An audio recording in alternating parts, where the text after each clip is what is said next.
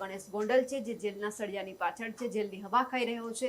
પોલીસને રિમાન્ડ નથી મળી આવે, પોલીસ શું કાર્યવાહી કરવાની છે તે બધી ચર્ચા કરવી છે. અને એમની સાથે જે કેન્દ્રની અંદર મંત્રીમંડળ રચાવા જઈ રહ્યું છે તેમને લઈને ગુજરાતમાં પણ કેવી ઉથલપાથલ જોવા મળવાની છે, તે બધા જ આજે જે મુદ્દા છે તેમના ઉપર ચર્ચા કરવી છે. અને ચર્ચા કરવા મારી સાથે મારા સહયોગી ગોપી ઘાંગર છે. ગોપીબેન, પહેલા તો આપણે મુદ્દાની શરૂઆત કરીએ ગણેશ ગોંડલથી, જેલના સળિયાની પાછળ છે અત્યારે. આપણી સાથે જે વ્યુઅર્સ અત્યારે હવે ધીરે ધીરે જોડાયા હશે તે વ્યુઅર્સને જણાવી દઈએ કે આજનો મુદ્દો ખૂબ મહત્વપૂર્ણ છે, કારણ કે ગણેશ ગોંડલ જે છે તે અત્યારે જેલના સળિયાની પાછળ છે, કારણ કે ગઈકાલે એના રિમાન્ડ મળ્યા નથી અને રિમાન્ડ ન મળવાના કારણે હવે આજે ગણેશ ગોંડલને જ્યુડિશિયલ કસ્ટડીમાં મોકલી દેવામાં આવ્યો છે. પરંતુ ક્યાંક ને ક્યાંક સવાલ અહીંયા એ ઊભો થઈ રહ્યો છે કે પોલીસની ભૂમિકા શું?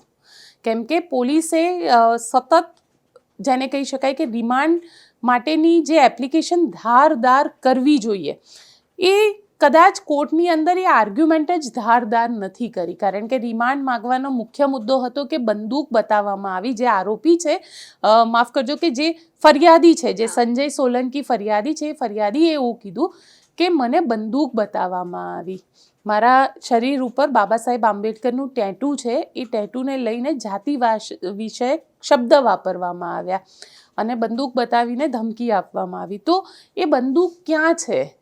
હવે પોલીસ કદાચ શું એ ઇન્વેસ્ટિગેશન કરવા જ નથી માંગી રહી? એ અહીંયા આગળ સવાલ ઊભો થઈ રહ્યો છે. સવાલ કારણ કે જો ગઈકાલે જે ઝાલા ઇન્વેસ્ટિગેશન કરતા હતા, જેને એફઆઈઆર હતી, એ રજા ઉપર ઉતરી ગયા. હિતેશ ધામેલિયાને આખા મામલાની ઇન્વેસ્ટિગેશન સોંપવામાં આવી અને એમાં પણ કોર્ટની અંદર કોઈ એવી આર્ગ્યુમેન્ટ પોલીસ દ્વારા કરવામાં જ ન આવી કે એને રિમાન્ડ મળી શકે. એસપી હર્ષદ મહેતા છે, એ પણ આ આખા મામલે બોલવા માટે ક્યાંય તૈયાર નથી થતા. જ્યારે બી પ્રેસ કોન્ફરન્સ હોય તો હિતેશ ધામેલિયાને આ કહી દેવામાં આવે છે અને આઈઓ છે એ કે બરાબર છે, પણ જ્યારે આટલું બધું રાજનૈતિક દબાણ ઊભું થતું હોય અને તેવાની અંદર હર્ષદ મહેતા જે એસપી છે એ પોતે ન આવતા હોય સામે, ત્યારે શંકા કુશંકા ચોક્કસથી ઊભી થાય છે. અને એટલા માટે પણ ઊભી થાય છે કે જે રીતના સીસીટીવી આ જે વિડીયો આપણી સામે આવ્યો હતો ગણેશ ગોંડલનો હસતો, અને જે રીતે એની હસી અહીંયા આગળ બતાડી રહી છે કે એને કોઈ પોલીસનો ખૌફ નથી, એને ખબર છે કે મારે હવે બહાર નીકળી જ જવાનું છે.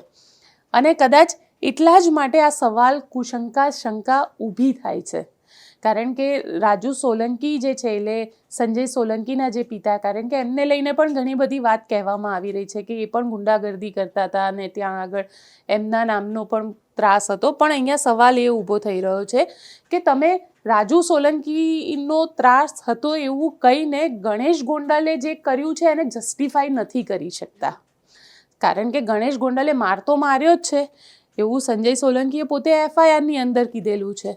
અને પોલીસ ઇન્વેસ્ટિગેશન કરે તો કદાચ સીસીટીવી પણ મળી શકે. જે આપણને ટોલ ટેક્સના સીસીટીવી મળ્યા છે એ સીસીટીવીમાં તો સ્પષ્ટપણે દેખાય છે, જે એક વ્યક્તિ ગાડીમાંથી ઉતરે છે એને દીકુભા તરીકે ઓળખવામાં આવે છે, એવી ઓળખ પણ થઈ છે, અને એ વ્યક્તિ દરવાજો ખોલે છે ને ટોલ ટેક્સના સીસીટીવી આપણી પાસે આવ્યા હતા અને એ બધાએ જોયા હતા. એટલે હવે અહીંયા સવાલ પોલીસની ભૂમિકા ઉપર ઊભો થઈ રહ્યો છે કે પોલીસ આ આખા મામલામાં કેટલું ઇન્વેસ્ટિગેશન કર્યું, આરોપીને સજા મળે એ પ્રકારે ઇન્વેસ્ટિગેશન કર્યું છે કે નથી કર્યું. કારણ કે જિગ્નેશ મેવાણી હોય કે અન્ય દલિત સમાજના લોકો હોય, એ લોકોએ દબાણ તો ઊભું કર્યું, અને દબાણ ઊભું કર્યું જેના કારણે ગણેશ ગોંડલ કે જેને 6 દિવસ અરેસ્ટ નહોતો કરવામાં આવ્યો તેને અરેસ્ટ કરવો પડ્યો પોલીસે. પણ હવે જેલની સલાખોની પાછળ છે, જેલના સળિયાની પાછળ છે, એટ્રોસિટીનો મામલો એના ઉપર રજિસ્ટર્ડ છે, સાથે સાથે જે એવિડન્સ ભેગા કરવા જોઈએ પોલીસે એ એવિડન્સ કેટલા કર્યા. કીધું કે જાતિ વિષયક શબ્દો બોલ્યા, ચલો જાતિ વિષયક શબ્દ બોલ્યા, પણ એનું કોઈ સીસીટીવી ના હોય ત્યાં આગળ, કારણ કે પણ સંજય સોલંકી એવું કહી રહ્યો છે કે 6 થી 7 મોબાઈલની અંદર વિડીયો શૂટ કરવામાં આવી રહ્યા હતા. તો એ મોબાઈલ પોલીસે રિકવર કર્યા કે નહીં, એ સૌથી મોટો સવાલ. સેકન્ડ સવાલ કે ગણેશગઢ જ્યાં આગળ ફાર્મ હાઉસ છે ત્યાં સુધી ગાડી પહોંચી અને જે ટાઈમ આપવામાં આવે છે, શું પોલીસે ત્યાં સુધીની ગાડીના, કારણ કે હવે તો સીસીટીવી ઘણી બધી જગ્યાએ હોય છે, એ હાઈવે ઉપર પણ હોય છે ને સોસાયટીમાં પણ હોય છે ને ક્યાંય બી પાનના ગલ્લે પણ સીસીટીવી આજકાલ હોય છે, શું એના જે સીસીટીવી છે, પોલીસે એ સીસીટીવી, કારણ કે એ એક એવિડન્સ તરીકે આવે ને, સબ એવિડન્સમાં આવશે કે રાતના 2 વાગે, તો ભાઈ 2 વાગે રાત્રે શું કરતા હતા? એક સાથે 4 ગાડીનો કાફલો નીકળ્યો હતો કે 3 ગાડીનો કાફલો નીકળ્યો હતો, તો એ સીસીટીવી પોલીસે લીધા કે ન લીધા એ પણ અહીંયા સવાલ છે, કારણ કે એ એવિડન્સ છે.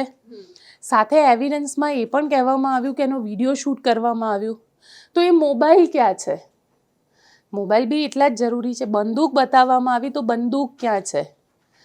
સાથે પાઇપ ને આ ને તે, શું તમે જે કારણ કે ઘણા બધા લોકો એવું કહે છે કે જે ફાર્મ હાઉસ છે ત્યાં આગળ લોકોને લઈ જવામાં આવે છે ગણેશગઢની અંદર, અને ફાર્મ હાઉસ ઉપર મારવામાં આવે છે. તો એ ફાર્મ હાઉસ ઉપર શું પોલીસે રેડ કરીને ચેક કર્યું? ત્યાંથી કોઈ પણ પ્રકારના હથિયાર મળ્યા? આ બધા જે સવાલ છે એ સવાલ પોલીસની ભૂમિકા ઉપર ઊભા થઈ રહ્યા છે હવે, કારણ કે ગણેશ ગોંડલ તો હવે જેલના સળિયાની પાછળ છે.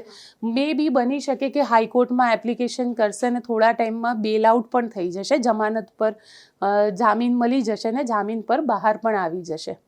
પણ સવાલ એ છે કે આ કેસનું ટ્રાયલ જ્યારે ચાલશે, તો શું ટ્રાયલ જ્યારે ચાલશે ત્યારે કોર્ટની અંદર પોલીસ આ કેસને સાબિત કરી શકશે ખરા?